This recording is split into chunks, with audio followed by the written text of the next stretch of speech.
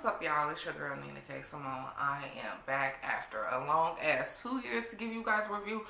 Oh my god, I'm so mad. I'm reviewing Atlanta Housewives, y'all. Look, I got a new camera. I have no fucking idea how to use it. I just did the review. I just recorded it, and the shit was blurry. Oh my god. I hope you guys can see me. I thought it would be a good idea to put a mirror behind the camera so that I could see it, but I'm too lazy to go get up and get a mirror. So anyway, y'all. Atlanta Housewives, I don't know which episode this is because I'm getting back in the swing of things we're reviewing, but shit that came on last night. Let's start. Do I want to go in on? Let's start in with the people that really didn't give me life at all. Sheree. Her son Cairo is fine. Sheree, I know you be feeling the way about older women saying something to your son. I ain't that much older, you know. I buy him an Xbox, PlayStation. Ain't that what some more be saying? I buy him that. He be sitting up in here with me and Kathy. Anyway, I do think he's so much fashion simply because Cynthia said it too. He is really tall. That is the only thing that I could say negative about that. He is tall. If you look at like all of the supermodels that we know that are males of color, they're usually about 6 feet at the most. Some of them are much shorter than that. And so that's my only negative because I know Bob is like 6'5". I don't really know how tall he is, but he looks like he's at least about 6'2", 6'3". But I think that's a great path for him to go in. No shade, but he's already getting in trouble. I don't really know if he's going to make it in school.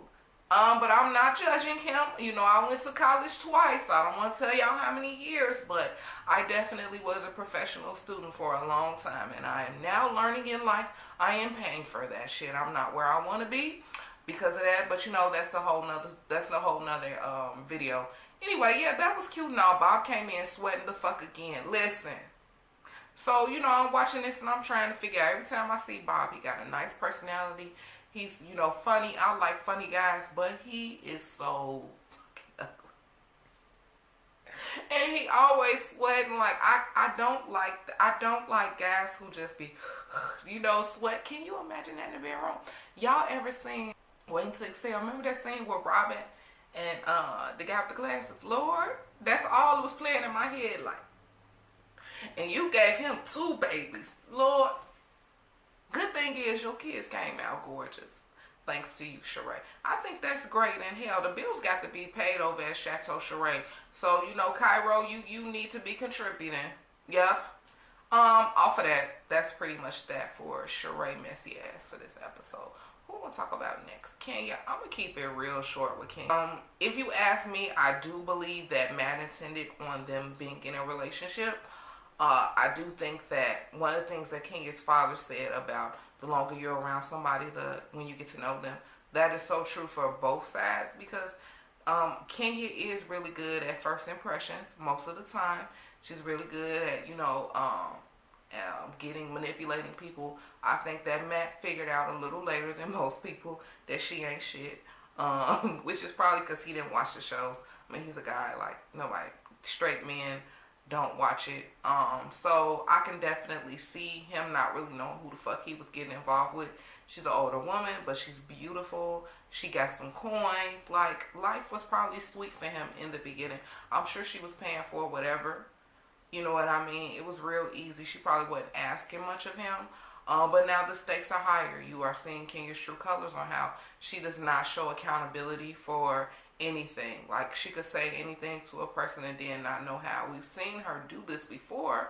You know, when she played White Woman, she didn't understand why Porsha would want to drag her ass. You know, she never understands why anybody wants to come at her. And she still carries on the old bullshit. And it'll be a new day. Like, oh, but I never did anything to you when that's bullshit you did. I feel like Kenya, you know, some people always used to say that she had a mental problem. I don't think Kenya has a mental problem. I just think that in the case of Kenya and Matt, Kenya wants Matt to be someone he's not. And she's trying her hardest to make him that. As you can see, he is very boisterous when he wants to be. He says how he feels and he means what he says when he says it. I think Kenya wants sort of a lappy. She want a guy that, you know, when she says some crazy shit, he just ignore her. And they come back a few hours later when she calmed down. I feel like that's what she wants. he's not that guy. He's too young for you on top of that. Now, Matt, I got to call you out too, because regardless of what Kenya said to you, that don't give you a right to break her shit. And I am totally with her when she said, first she'll be apologized for breaking my shit, then it'll be for beating my ass. I totally agree with that. I don't feel that it was too far, because to me, that's the only way you can go. What you gonna break after you broken everything? My fucking face? No, thank you. But it was like irritating to me how she called her daddy. Like, the boy haven't been responding to her phone calls. That's what happened, y'all. He ain't returning her phone calls. She done rolled past his little apartment. He ain't never there. He ain't answering the door when she come over there. So now she had to call her daddy because she planned on the fact that the boy loves his family and he's very family oriented. We saw that when a few episodes back. So she's planning on that. That's her last ditch effort to get Matt to come back. She got her father. And I'm sorry, father. I'm not going to say nothing about you in the way you talking all of that, because I'm not judging you. However, where I got to call bullshit on you is, it's mighty funny to me how you going to come up from wherever it is you live to talk to a nigga that you ain't never even met before to fix a relationship that you probably didn't even know nothing about. Listen, to her father, your daughter is 40 fucking years old, okay? 40 something. Because I don't know exactly how old she is. What's that green thing? Anyway, I don't know how old she is, but she's way too old to, if she's having an issue with a man that she's dating, to be calling her father, her friends, and anybody else to come help her get the nigga back or be done with him. You got yourself into that relationship, now get yourself out. But the way I look at it is, Kenya don't want to get out. She want to stay in the relationship. She want to be the one to say that she left Matt because of this, and this. Not that Matt left her. And we see that Matt left you. It looked like he left you a long time ago, according to the things that he said on social media, and also the way the show is playing. If he ain't returning your calls and it's been a month or a few weeks, because to look to me like, I don't know when he kicked your window in, but that showed me that he kicked your window in because he was trying to break in your motherfucking house to get whatever he said that you had up in the house that was his. He been done with you. He been messing with some light-skinned girl with a big booty in LA, whatever. But I didn't understand that. And Matt, you stupid too. Shows your immaturity because you keep playing right back into the hand of Kenya. She needs a storyline. She wants a storyline that revolves around a man.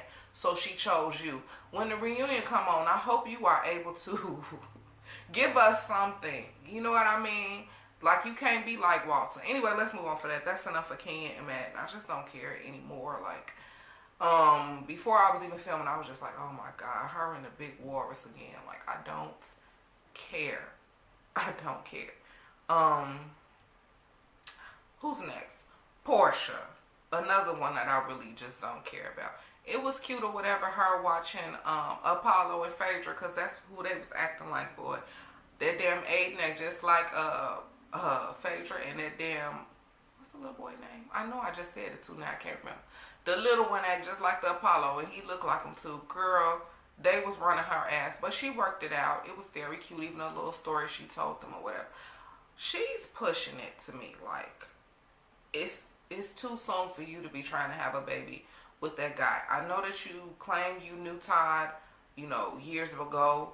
But here's the thing, though, with that. I've seen that in my own situations where guys that I knew when I was 17, 18, 19, I'm 27 now. When you get back with those guys or try to get back with those guys or even try to, like, date those guys, they're never the person that they were then, the person that you held dear to a certain, level. I look at it like maybe back then, you were trying to have fun and he was probably looking for someone to settle down with because he had children, which is usually what younger fathers do. They try to go find him a girl that's going to be around, help them babysit, cook, clean, do this, do that. And you weren't that chick. So you was like, boom, bye. But now you want your own children. You want to settle down. You want to have all that. I don't blame you. We all feel like our clock ticking for those of us who don't have children. But you can't rush into those situations because, I'm sorry, somebody walking up the stairs. You don't really know who he really is right now. Like, regardless on what you say, you don't know him that well. And the fact that he was at the table talking about he loved you, I believe he definitely does like Porsha. Love. Child. And I just get mad at her parent, her mother, her brother and Lauren, because they never tell Porsha what they thinking. She say some retarded shit, and they just look. Like when she didn't know how long 45 days was, 40 days, some shit like that. Like, y'all need to start correcting her. She wouldn't be half as stupid if y'all was right on her, correcting her. Like, girl, stop trying to fall in love with these dudes so fast. It's not going to end well in the end. And you got more money than Todd, I'm sure. So please don't end up paying. Trying to hurt him have your baby. Walk around here like Sherry Shepherd. Anyway, off of that. Is that everybody? Yes. So we can move on to pretty much the best part of the show, Kandi reading the shit out of Phaedra and Phaedra not being able to do nothing about it. Here's the thing. I used to like Phaedra at one point, but I always sensed that she was a liar, and I hate liars. Like, from the time she got on the show when she couldn't tell them how many months pregnant she was. Who the fuck is that? She couldn't tell them how many months pregnant she was. So, bitch, you hold that because you didn't want people. Now I understand she's probably from a place where it's a lot of small-minded, judgmental people, you know, those type of people that be referring to other people's kids as bastards because they weren't conceived during marriage. I really hate that term. In my case, no, my parents conceived me after being married for quite a while. However, it doesn't make a difference to me. I don't really think it made that much of a difference if you was, you know, a lot pregnant when you got married. It's okay. I mean, you married him, and for a while you were happy. But that goes into why I just don't like her. She tells stupid ass lies with the whole bomb situation. I remember Drama, whatever that song was, but he always seemed like an unstable creature. And bitch, I do believe he went off on you for whatever reason. I have no idea. I don't really know what you were to him. I know that you are an entertainment lawyer, but what entertainment has he done in the last 15 years, maybe? It's been a long time. But I just don't, maybe even longer than 15. I was just being generous. But I just don't understand that. I do believe he went up in there half out of his goddamn mind and said he had a bomb. I mean, didn't the nigga wear grenade chains? I could hold see a bomb. You know, and I feel like you, instead of wanting to admit that maybe, because maybe you feel guilty, maybe you did something wrong. Not saying that trying to blow your ass up is justifiable, but I'm just saying you felt away. And so you made up that damn story, which was stupid as hell, and then you try to make people believe it. It's dumb. It's dead. It's... Bitch, she tried, I believe just what Mama Jill has said. He tried to blow her the fuck up. I believe that, like, I know he did. And then you had his mother on the show, and when she apologized and started crying, that served me to let me know he did try to blow your motherfucking ass up. Off of that. Why are Kandi and Phaedra fighting? How I see it is very simple. Last season, Phaedra drugged the shit out of Kandi and Todd. Yes, she did. There is no way you gonna act like she did. Y'all say, oh, well, she was just being shady in the commentary. Yeah, but the way Phaedra was dragging Kandi was completely different than a little shade. I'm throwing a little shade because I don't know these people. And everything that I say is speculation based off of my views of the television show or based off of something that I read on the blogs. I don't fucking know them, but they know each other, and they know each other very well. You calling Todd broke, you knew that was going to be something that was going to piss Kandi the fuck off. Okay, that don't mean that Mama Joyce should be sick on you, but I don't believe Kandi sucked Mama Joyce on you. I believe that Mama Joyce was like, bitch, you gonna let her get away with doing that, saying all that shit from last season? No, fuck that. Let that bitch know. I believe that wholeheartedly with Mama Joyce. So if Kandi wasn't gonna come at her and do the thing that we had last night, then Mama Joyce was gonna make it happen. Point blank and period. So and then you talk about, okay, Kandi's buddies, Don Juan, Karma, and the light-skinned guy. I don't know his name because he don't really talk that much, but you know, yeah, they be dragging Phaedra a little bit, but they still don't be ruthless. Like, they just pull apart stories that they know ain't true. Like when she claimed that, you know, she wasn't afraid for her life. But you called the Muslims. Let me tell y'all something for the people who don't know something about black entertainment history. The Muslims only get called when you are in fear of your life. Do you hear me? This has happened with Ice Cube. When he left NWA, he kept getting jumped, okay? And then, you know, more threats and more threats. And then he got into some more shit with some other people. And he called them. And I think they probably are still his security guards to this day. It's somebody else too that called them. But they call the Muslims when their life is in danger. Okay? That's their hustle. We're gonna attempt to protect you. That's the only reason you call them. You were in fear of your life and you didn't know what to do, and so you went and got you some security. That is completely fine, but don't bullshit and sit up here and pretend like it's okay. One of the reasons why don't nobody like you, Phaedra, is because you don't know how to be vulnerable when you really should be vulnerable. You crying and all that shit about Kandi. I understand that y'all was friends, but you was crying to the wrong devil. How you gonna cry to Nene about Kandi when Kandi don't even know what the fuck is going on? And you're not voicing it. You pretended like everything was okay. And this is the type of person I am too. If you're not telling me personally, what the beef is, then as far as I'm concerned, there's no beef. I don't have a reason to be apologizing to you. And if I feel that you feel away, but you're not saying nothing, I just won't talk to your ass until you either come to me as a woman or a man and tell me what it is. If you're not telling me that there's a problem, then there's no problem. But, you know, you did all of that and you was dragging Kandi. So Kandi got your ass back last night. The only difference is she did it with truth. That was her whole thing. It's not the fact that you was dragging me, but it's the fact that you was dragging me about shit that either was going to piss me off because you knew that was pushing my buttons, or it was some shit you ain't supposed to be talking about, like Block, for instance. When Sheree brought it to the table, you said in the confessional, we all heard you, that, oh, it's not my one-night stand. Who had a one-night stand with Block, Phaedra? I don't think if it was Porsha, you would have said that shit in the commentary, because Porsha your girl. So are you insinuating that Kandi had a one-night stand with Block? Now, yes, it's true that we have heard that Block claims that Kandi and him were never in a relationship. She was basically a side chick because he was married, and that is why he never raised Riley. But here's my thing, Block. That's the dumbest shit I ever heard. I don't give a fuck if you was married to 4 women at one time. You got one responsibility, and that's to raise your child. To hell what you trying to be with Kandi. And another reason you never did it is because you knew that Kandi could do it herself. I don't like dudes like that. If you make a baby, it's your responsibility to take care of that baby. Don't come with that stupid hood bullshit and all that stuff and make it think like it's okay. I don't give a fuck if she was your side chick and she got pregnant.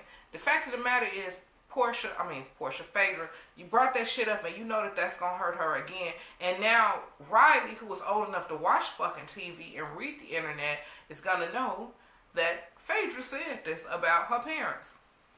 The blogs as well, but especially coming from somebody that they actually knew, that's fucked up. What else did you do or say? It was some other shit too. I can't even remember. But you definitely had whatever Kandi, I felt, came to you with coming, because you was gonna try to bring up, oh, Mama Joyce. Mama Joyce is irritating, okay? But that's a part of who Mama Joyce is. She an old ass lady. She a senior citizen, okay?